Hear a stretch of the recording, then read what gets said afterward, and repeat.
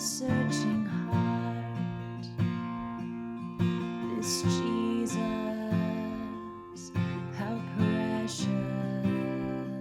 Hey Crossroads family, it's Brandon Kuhns, and here is today's 10 for 10. And I'd like to talk to you about me being short.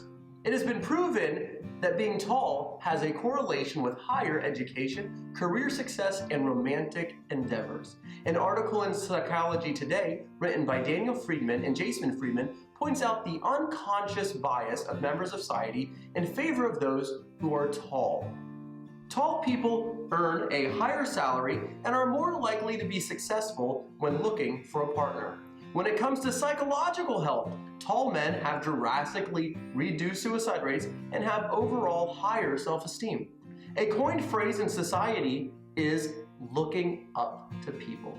You admire, and whoever you want to be like, that's the phrase you use. This terminology directly correlates height with leadership ability. Being tall creates a feeling of power. So today's word is shorty.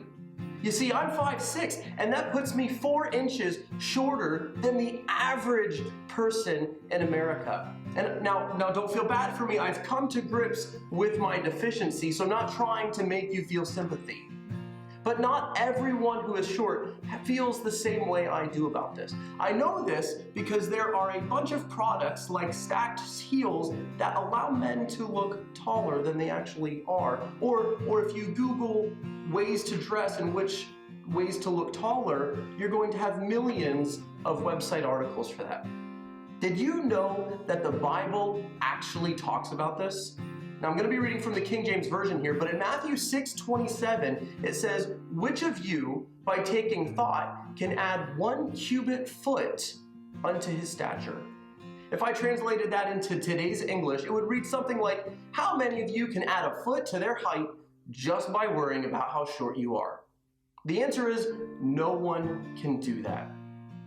Worrying about things that are out of our control does nothing to alleviate our problems. The truth is, God is in control. And now, there are a lot of things we can be stressed about these days, especially the last 3 weeks, right? But the Bible tells us to not worry about that. Now, that doesn't mean to throw caution to the wind, but that does mean that we need to surrender to God our worries and our fears.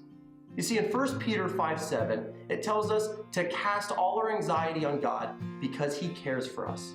So whether you're concerned about the ongoing pandemic or the economic fallout, or maybe you're just worried about being a little shorty like me, remember to give those cares to God because He is ultimately in control.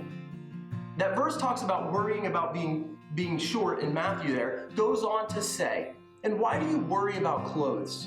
See how the flowers of the field grow? They do not labor or spin. Yet I tell you that not even Solomon in all of his splendor was dressed like one of these. If that is how God clothes the grass of the field, which is here today and is gone tomorrow and is then thrown into the fire, will He not much more clothe you? So do not worry, saying, what shall we eat? Or what shall we drink? Or what shall we wear? For the pagans run after these things, and your heavenly Father knows that you need them.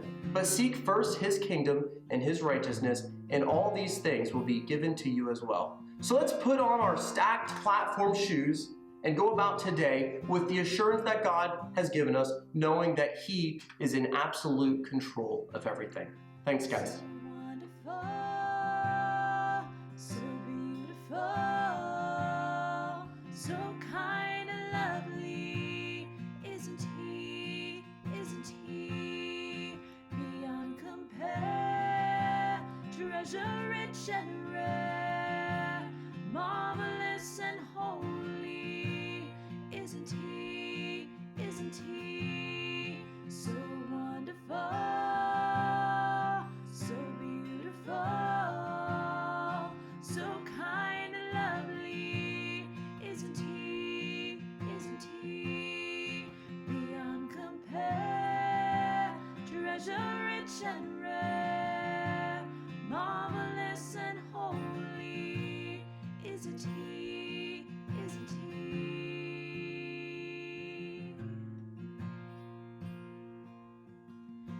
this